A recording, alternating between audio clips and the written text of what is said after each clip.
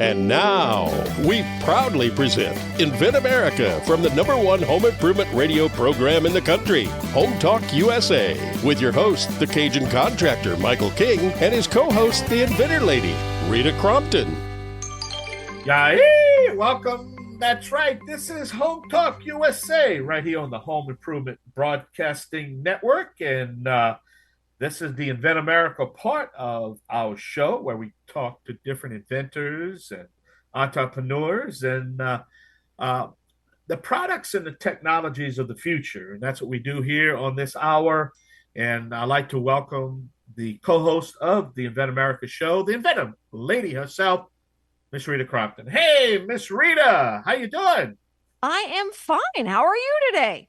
Well, first of all, I want to thank you for sitting in last week. And as I had my family had a medical emergency, you had sit in and all the ratings, and you did a great job with keeping everybody in order. I mean, I tell you, you did a great job. But, it was a pleasure. The only thing I have trouble, I grew up in South Dakota, so we're, more of the Iha than Ahi. And so I don't even try that anymore. We just go right into, thank you, Father of Home Talk USA, for the opportunity, and we are good to go. Let's talk a little bit about Invent America, and then we're going to get ready to have our guest on. I think it's going to be Miss Andrea Vaughan with Pet Traveler, right? It's going to be our guest. Yes. Yeah. I think she's out there waiting for it right now. But before we get to her, Rita, I want to talk about marketing and the call to action. How important that is.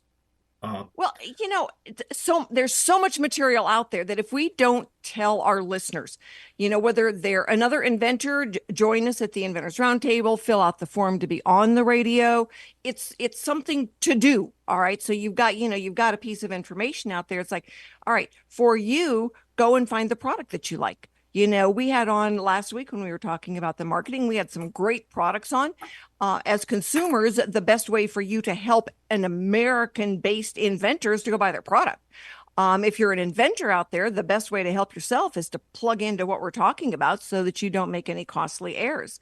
And so, one of the things that we've run into the last couple of months is repeated where, well, I had to change my patent. Well, I had to change my prototype.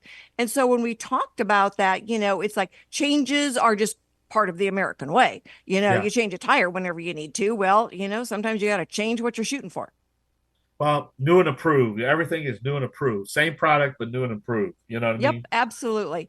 So that's what we enjoy doing here is, we do Invent America because America invents. We always have, from the time we came in the ships over, man, if you couldn't fix it, you drown. So, we learned how to invent stuff and now we learn how to market it. Well, I'm going to get off track here for a second. You made a good point because I was watching a Fox segment on Fox talking about the Fortune 500 companies, the big boys.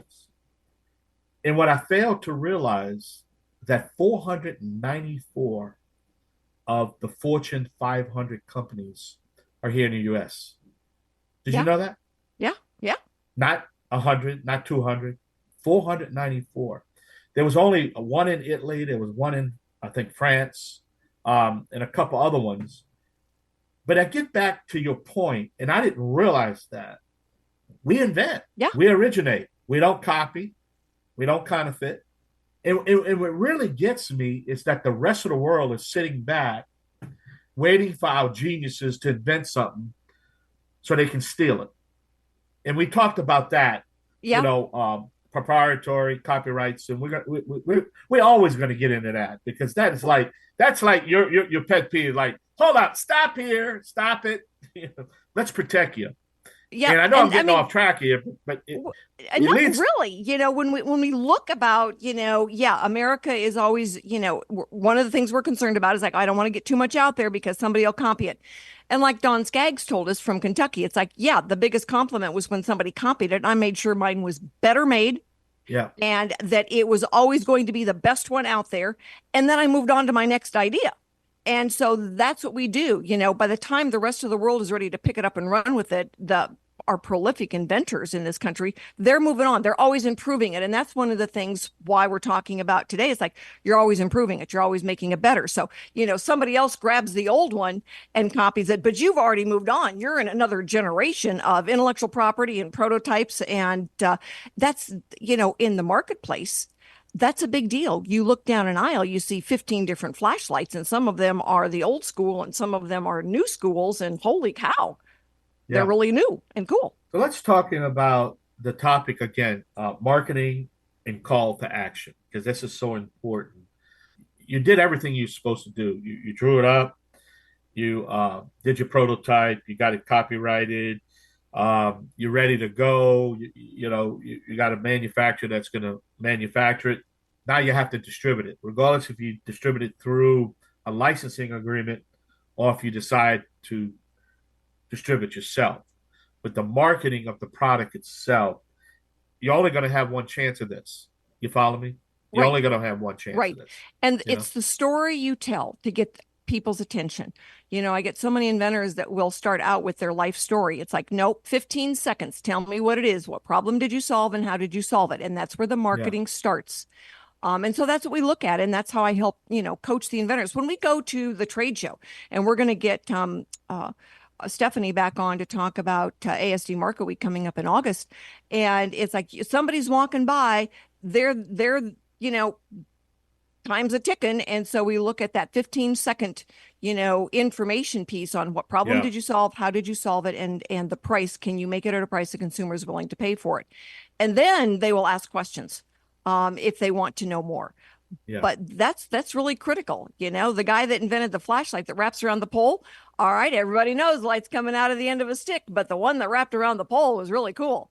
So we look at always making products better. We look at, the options of where they're made, and then the call to action. Go buy it. Well, get your next service provider. It's as simple as saying American manufacturers, we just make our products better than foreign products.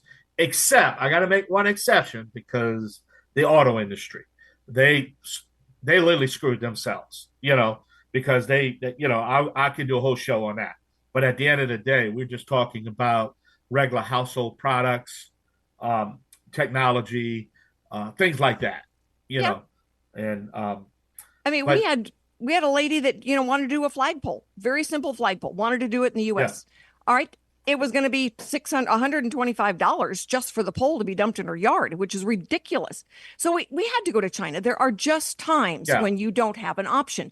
And so she went to China. All right. It was going to be $6.75, and that came boxed and everything on a pallet. And they were shipping the aluminum from the U.S. to China to make it. So there are just some times. That's the point I'm making. It's just a killer. Raw materials. It's shipping here raw, bringing it back. It's just an amazing process. But at the end of the day, I teach that. Sometimes you just have no choice about the raw materials, because not just China. Raw materials can come all over, and it depends what you need. Absolutely. We had some guys working on a toilet, and they were going to make it in China. I said, did you know the majority of the porcelain comes from Mexico? And they go, oh, no, missed that one. Yeah, well, look at the American flag. Okay, I'm watching a Fox. I know I'm giving Fox all this free advertisement, but at the end of the day, I'm watching a commercial on the American flag, and they explain why the American flag is better than a flag that is an American flag that's stitched in China and coming back. You know what I'm saying? And just the flag itself and the features and benefits of the technology that went into constructing a flag. And this is a flag.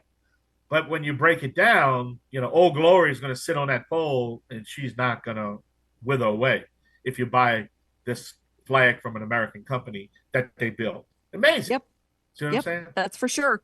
That's for sure. So that's, those are the things that we look at, is how do we always make it better? Do we need to update intellectual property? Do we need to go to another version of the prototype? Those are all, the big critical things for the inventor to keep it better, and your marketing message on track. Sometimes we look at a different, altering the message. But tell us about our show, though, our guest coming up.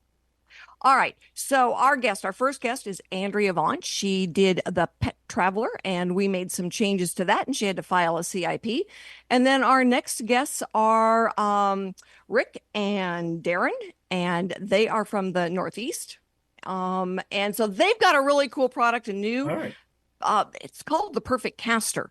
So you can teach a 5-year-old to cast in 60 seconds or less. It's really cool.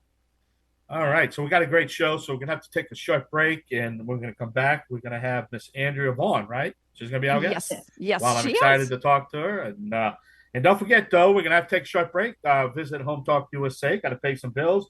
And don't forget, at the top of the hour, that's right, we're going to have the Made in America guy himself, Mr. Greg Owens, is going to be on Home Talk USA. We're going to talk about the Made in America show that we just launched here on the Home Talk USA radio family. So I'm excited about that.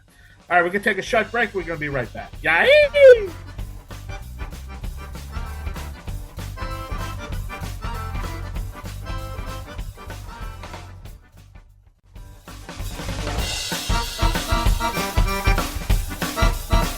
Yay! Welcome back to Home Talk USA. This is the Invent America show, and along with my sidekick, the Inventor Lady herself, Miss Rita Crompton. I want to welcome all of you. Don't forget to visit our website, again, at HomeTalkUSA.com, and it's going to gear you to the Invent America show, the Made in America show. It's going to guide you in all these areas. But we do invite you to check out our television show at HomeTalkTV.com. All right, Rita, man, who's our first guest? Our first guest today is Andrea Vaughan. She is an inventor, went with us to ASD Market Week for the first time last March. And her husband went. She had then a prototype. It was her first one, just newly patent pending. And it was a great show for Andrea. So, Andrea, thanks so much for being with us. I want you to tell everybody about the Pet Traveler on Wheels. Well, thank you first for having me. This is great. Appreciate it. The Pet Travel Feeder on Wheels is a product because of what the issue was I was running into at the kennels is they wanted the dog foods portioned out for the daily feedings. And there was nothing like that. We went through a lot of baggies. So it is best described as a food carrier for pets. It can be wheeled like luggage or carried as a backpack to accommodate the hands-free environment. It also holds food for up to 2 weeks. The compartments are reusable and interchangeable. And there are accessory packets as well that are like mesh, full mesh, and a water bottle holder, and other areas where you can put pet information, a veterinarian, contacts, and other medical information, medications, that type of thing. So it's like a travel luggage for pets. Right. And when we were out at the show, all right, one of the things that we realized was that, and because there were so many luggage people there, we thought, all right, if this can be made as an insert for a standard size piece of luggage, it's going to cost a lot less. And that then led to, the idea, it's like, well, shoot, if we can do that, then we could make it for beauticians or medical caregivers or artists or teachers having a whole bunch of stuff they're going back and forth. So the insert then could be used in different industries. Well, this led to another step. What was that, Andrea? Well, we came up with the CIP, which is the continuation in part for my patent, which is the transferable and removable insert. And probably a little bit lighter weight. If you didn't want the whole luggage piece, it could go, again, across industries, and customizable, which is the best part. So, I mean, we're really excited about that. And it literally went from, focusing on one thing to all the feedback at the show so that we could say, whoa, let's broaden this. And so for a lot of inventors, the idea is that as you're going through these steps and you're saying, oh, we could use it here, we could use it, in this situation, because a good patent isn't industry specific. And I think a lot of inventors don't realize that when they're starting out. So they don't necessarily take a look at, oh, this could be used here. One of the craziest overlaps that we see is surgical tools and car engine repair. Who would have thought? But there's so many times that we go back and when we're looking at a product and say, you can't do this. You're infringing on a guy who's doing heart surgery down, at the local hospital, and they don't even realize it. But that is one of the things that we always look at, not only for, to stop an inventor because of an infringement issue, but to encourage an inventor to broaden their scope. The idea then is, which comes first, the chicken or the egg? Is it the changing the patent or changing the prototype? Which was it for you? For me, it was actually the prototype. I mean, we had ideas about it at first, but then once we actually built the prototype and saw it, I thought, wow, this is good in itself. Let's see how we can move this into other areas, and that's what came out of it. So I think it's so cool the way you've gone through the process, and now you can't talk about it, but you've got another product that you're starting to do some research on. And we've had the chance to talk about that and to look at, at one point we kind of broaden the options when we're looking at it. And then on another one, we kind of narrow the options when we're looking at it.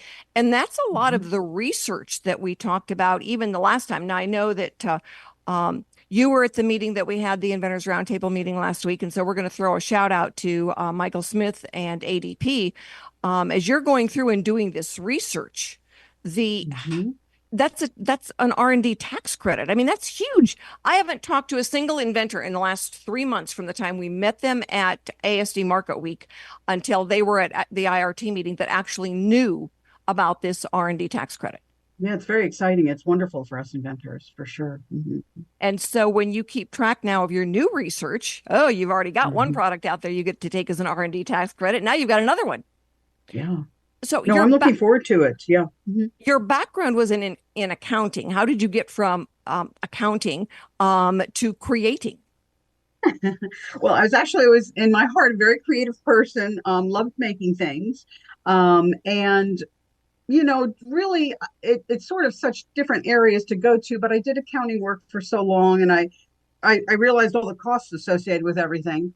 And so I realized I better stick with one career now. And now going into retirement, of course, I'm looking at going back to my love of inventing and coming up with ways to solve problems as we confront them. And sometimes it just flows pretty easily that way. So we'll see. Hopefully the next few months will pan out for introducing a couple new ideas. Well, and that's wonderful. You are a classic American inventor. Because you've gathered information, you've experienced things, you've taken, for this product, the Pet Traveler on Wheels, you've taken your pets to different doggy daycares. And we had a lady years ago, both of my dogs still use this product called the Tag-A-Beaner. And it was it was a pet tag holder. And we found out because every industry has its barriers to entry, is what we call them.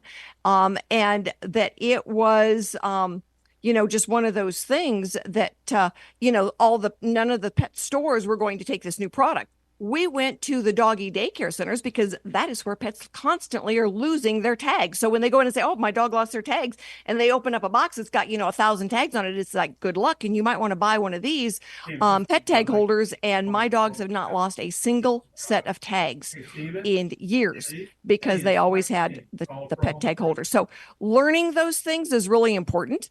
And being able to then adapt your ideas to what the market shares and learning the barriers to entry for different industries. So I think going through where you've adjusted, now we're going through suitcase industry as opposed to the pet industry, we'll have a much better chance at being able to get this product licensed. So I think it's created because they can use it for so many different things. So in the last minute. And it's customizable. That's right. That's right. It's so customizable. Last few seconds, what advice do you have for the inventors out there? Wow, just pursue it. I mean, research it, do as much as you can on your own to research, and then really get a good patent attorney to work with. Hopefully with you, Rita, too, because you've brought so much insight into what we do that we just don't know about when you're jumping into something new like this. So, follow your dreams and do the research. And thank you so much. Yeah. My pleasure. Thanks so much for being with us. We are going to be taking a break and stay with Invent America because we've got another inventor coming up.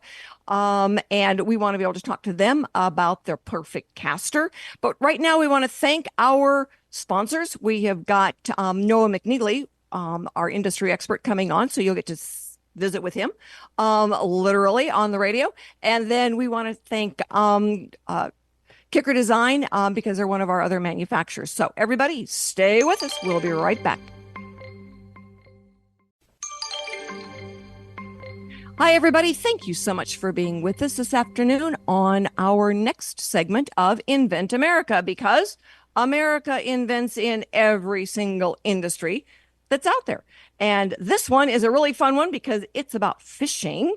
And I have got with me Rick Franklin and Darin Scott with R&D Outdoors LLC. And I'm going to let them give you their website because it's got a lot of letters in it. And these gentlemen have been working on their research and development for a while. And so, gentlemen, thanks so much for being with us this afternoon. And tell us about the perfect caster. All right, my name is Rick Franklin, and this is Darin Scott. And Hello. together we own R&D Outdoors.LLC. And our webpage is rdo.llc. That's our webpage address. About 3.5 years ago, Darin and I got together. We've been lifelong friends since kindergarten, and I had an idea for a fishing reel. And in fishing, the problem with when people don't fish or can't fish or don't like fishing, part of it is the eye-hand coordination, learning how to cast. That's the most difficult learning curve in casting, both for the person trying to teach the person to cast and for the person trying to learn to cast, especially when they're adult and a kid, and it can be very frustrating and lead to people just dropping the pole and saying, I'm done, I'm not dealing with this. So we came up with a fishing reel that when you press the button, the line doesn't come out. It stays right there. And when you bring your arm back, it gives you a signal, says you're back far enough. And when you go forward, it gives you a signal. It releases the line. It casts the same way every time. Rita had said something earlier about I can teach a kid to fish in 60 seconds. I always say 10 minutes. Oh, okay. Give me a little bit of time. That's real quick. But what we have found in the evolution of our journey here over the last 3.5 years is we have gone through many, many, many different design alterations of this, from the size of what we had, size meaning because we have a computer chip in there, an IMU, we have an actuator that moves back and forth, and battery, a battery, big one. Yeah, a very big one, and then we got littler and littler. And as we went through this process, we had to be cognitive of what technology was already doing, and because some things that we were doing or we could not do when we first did this, we can do now because the technology's there, the size, reduction is there, the capacity to do is there.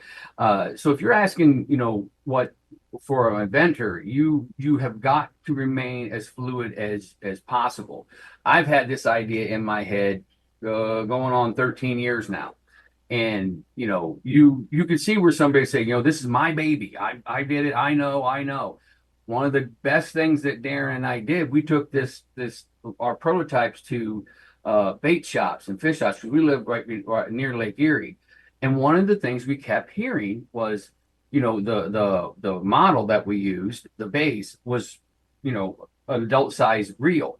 And they're like, if you could put that in a little reel that, because that's kind of big for a little kid. And it was like, oh boy, we did that because it fit our hands, and it was, we're old, we can't see, so we're working on that. But the market says to capture those participants at an earlier and earlier age and get them to be able to do it, they're going to have something that they can handle size wise, sure, weight wise. So our thought process on how the mechanism set up. Yeah, like I was saying earlier, we have multiple computer chips and things in this reel, and we've got down to one. There's no wires anymore. We used to have a wire that come out of the back of it to an external power source because they hadn't figured out the battery. Now we've kept examples of all those because someday we feel we're going to be successful and we're going to have a museum, and we're going to be able to show people all the different things that we've done. That is not the first time that I've heard that from an inventor when I say, how many prototypes do you have? And the wife jumps in and says, we have got a garage full or a museum full of prototypes. And one of our favorite guests, George Peters out of the Boston area, says exactly that. He's got a museum of the pizza kettle. and Kettle Pizza that, because of all the prototypes they went through. But you've got to be fluid like that. You've got to learn as technology changes and how you can adapt it, what your market needs then. And like you said, it's, old guys with the big hands, or, little kids that need a smaller, lighter weight product. So knowing your audience, I mean, that's one of the questions that we always get is, what's your target audience? Well, for you guys, it's basically anybody that's walking or sitting in a wheelchair. Yeah. One of the other things, a good example, what we're talking about here was once we understood the market was asking us for our equipment to be placed into a smaller reel for a smaller child, then it hit on us again. And it seems kind of like, wow, you didn't think of that, Rick? But it's one of those aha moments until you keep going over it. You're like, oh, I forgot that thing. Those lighter reels, if somebody is really old, I mean, like 80, 90, even 95, 100, I mean, they don't have the muscle mass that everyday people that are in their 50s do, or 30s. Or if they have a physical disability, they're going to have a lighter setup so they can still raise their arm up and do, because sometimes it's just raising their arms a difficult situation. Yeah. So we have to be able to think from our customer's point of view, what would they need or what would best fit them without being, I'm not in a wheelchair. I haven't had a stroke. I'm not 95 years old, but I have to try to think from those points of view to go back to Darin and go, look, this, and this. Can we try that? Can we try over here? Yeah. And you're exactly right. My brother-in-law has got MS. He loves to fish. They were in the Rocky Mountains in Colorado for 40 years, and they love to fish. And he's got MS real bad. And a lot of it is he still can move his arms, but he doesn't have the motion to cast. And so this would be a perfect product for him. And Darin, so come down and we're going to meet him, and we're going to get him hooked up with a couple of these and get him on the water. We'll get him in the water. We'll get him catching brim or whatever you guys are fishing for down there. Well, we've got lots of good spots down here in Tennessee. That is for sure. Yeah. But the inventing process, when you what have we learned, or what can we tell somebody who's just starting the inventing process? It is, keep your mouth closed and keep your ears open. And like the First Lady said, find yourself a really good patent attorney. Find yourself somebody like you, Rita, that we can bounce ideas off. There are so many aspects of trying to put a product from an idea to prototype to patented to on the store shelves. And I am not a marketing expert. I'm not a distribution expert. I am not, I can name it. You just keep going and going. I'm not. I'm just an idea guy. He's just an engineer. And we're together muddling our way through this. And when we find people like our patent attorney and you and other people, you have to have those allies. You have to reach your hands out. You got to talk to people. You got to ask for help. You got to ask questions, and you got to be curious, and you got to be receptive to the answer, because the answer may not be what you want to hear. Oh, that's for sure. What you're expecting is not always what you get back, but you need to then be open to the reality. And that's what we look at is, the real part of inventing and what's acceptable. I get so many people say, oh, this has never been done before. And it's like, we found 5 of them. Yes, it has been done before. Now, it didn't go to market. Why not? And sometimes the answer that comes back is not the one they really want to hear. It doesn't work. There is no way that the consumer is going to pay that much money for it. And so, consumer is still God when it comes to pricing and how much they're willing to pay for it. Oh, Yep. Everybody that we talk to, how much is this going to cost? How much added? First question, always. First time. Talk to any manufacturer. How much does this stuff cost? What's the additional cost to my product if you're going to put it on my reel? So we have to constantly be searching and looking to make it smaller, cheaper, faster, and more durable. Yep, absolutely. So all of you inventors out there, if you've got an idea and you don't know what your next step is, get in touch, because we have got multiple resources. We have good vetted service providers, and we can point you in the right direction. We can give you a ballpark on how much it should cost. Sometimes a more expensive attorney means they're just driving a nicer car. It doesn't necessarily mean they're doing a better job. There are some boundaries in there. So We want to make sure that you've got good service providers. We want to make sure that you are getting the camaraderie. And so join us at the Inventor Roundtables. I know that Rick and Darin were at the last one. Andrea was at the last IRT meeting. Now you get to ask questions. It's kind of like the call-in version of the show. And our next guest is Noah McNeely. He is with Product QuickStart. So we're going to be right back, folks. And now we are going to talk to our industry expert about why these prototypes shift and adjust during the manufacturing process. So stick with us, everyone. We are going to go out and pay a couple of bills, and then we're going to come back and let Noah tell us kind of a reality check. Thanks, everybody.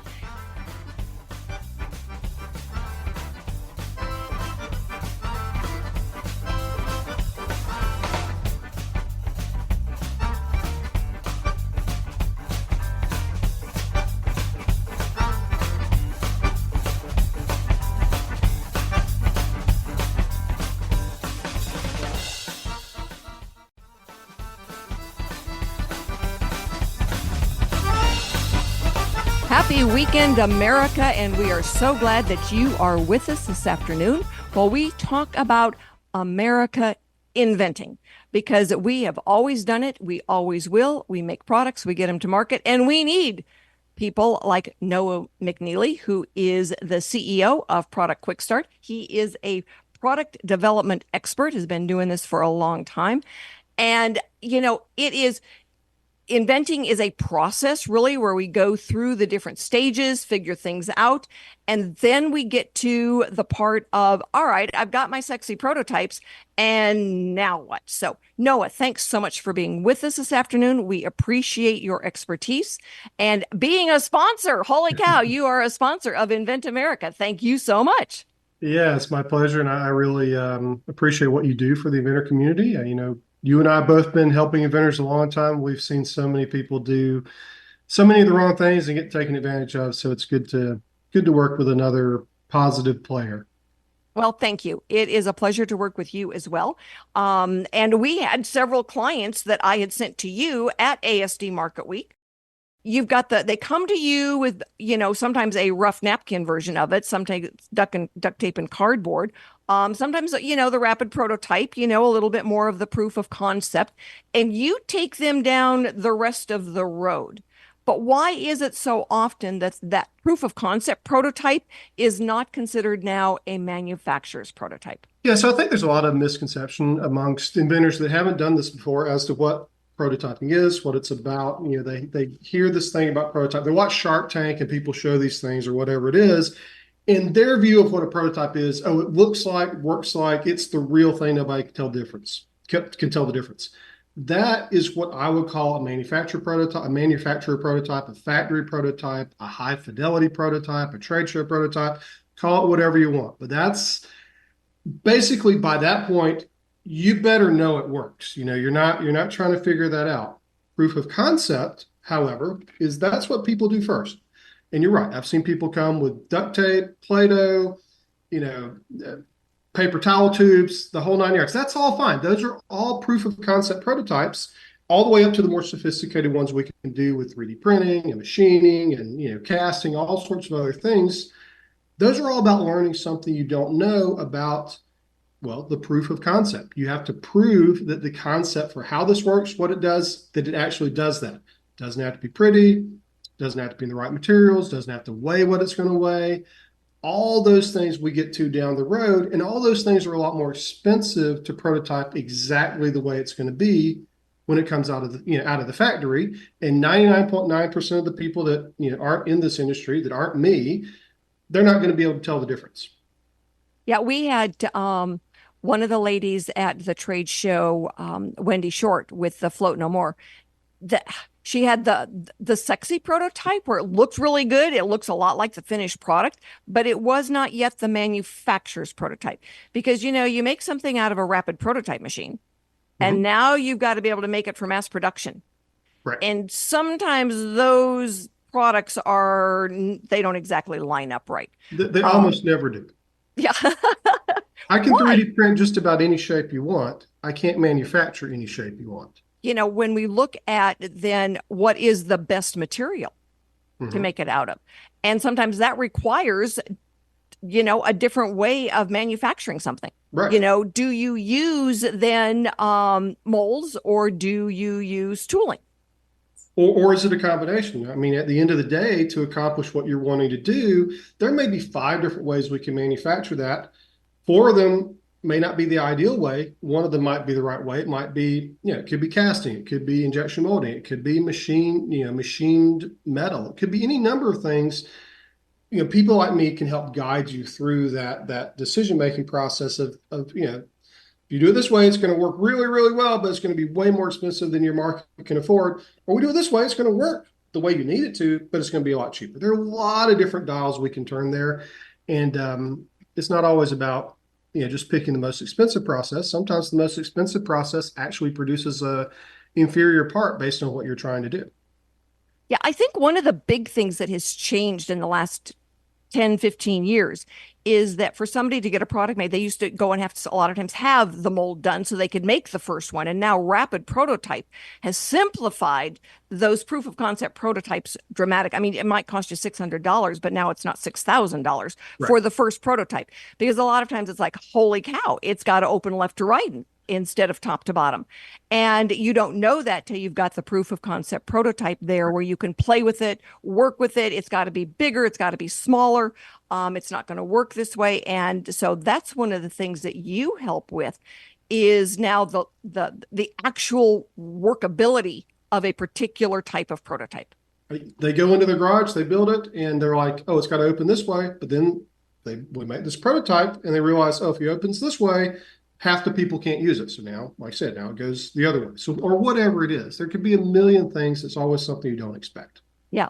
So I know that, we're going to be wrapping this up. I will let everyone know what your website is. They can reach you through me. We love to have you. You're on the website as a sponsor, and our inventors cannot get to the marketplace, whether it's just for licensing or to manufacturing a short run, and they can't do it without you. And so we are very, very grateful. What advice do you have quickly for our listeners? So big advice related to this topic is don't jump to that factory level prototype right out the gate. A lot of people try to do that. It's just totally wrong. That's kind of like putting a really fancy paint job on a car that doesn't have an engine. You got to make it work first. Then we can make it pretty. Then we can make it where people can't tell the difference between it and a real product. But you don't start there. Excellent. Thank you so much, Noah.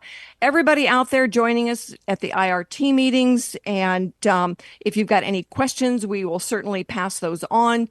We'll get Noah to join us at one of the meetings so people can ask him questions.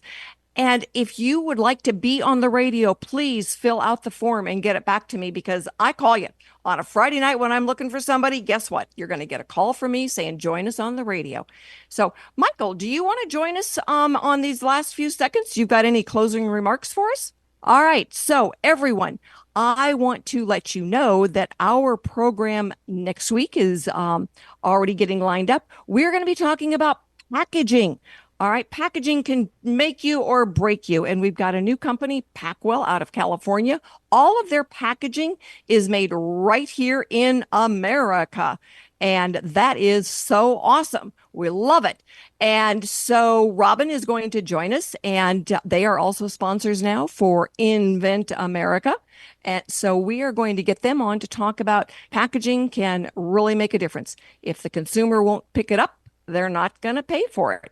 So that is what we're going to be talking about next week. I want to thank all of our guests today for getting participating with us, and for all of you listeners out there, your call to action: go to the website, listen to some shows that we've already recorded, and go and find your favorite product and support America Invents.